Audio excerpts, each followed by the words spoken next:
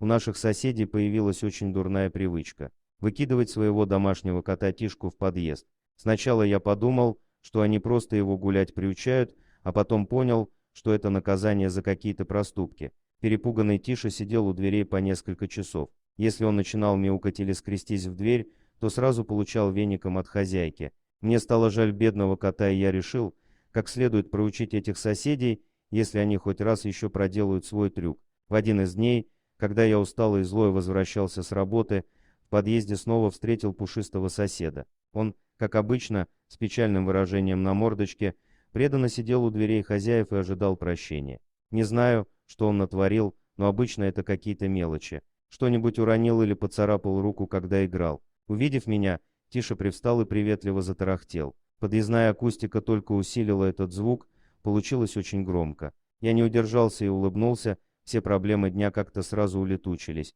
Взял Тишку на руки и, глядя, как он трется об мой пиджак, понял, что пора преподать жестоким хозяевам питомца хороший урок. Вставил ключ и, открыв свою дверь, занес Тишу внутрь своей квартиры. Так и знала, что рано или поздно ты его принесешь сюда, вздохнула жена, увидев меня с котом. Странно, что ты сама еще этого не сделала, усмехнулся я в ответ и, разувшись, отнес бедолагу на кухню. Налил ему молока, дал кусочек рыбы. Тишка с удовольствием все съел и опять замурчал, снова запрыгнув мне на руки. На следующий день был выходной, и я несколько часов подряд наслаждался криками соседей во дворе. Они вышли всей семьей искать пропавшего кота. Звали его по-всякому, обещали ему разные вкусняшки и всяческие блага. Но Тиша продолжал сидеть у меня на руках, как и сейчас сидит рядом с моим компьютером. Он не выходит из нашей квартиры, а я не спешу выдавать его обратно. Скорее всего, меня обвинят в воровстве.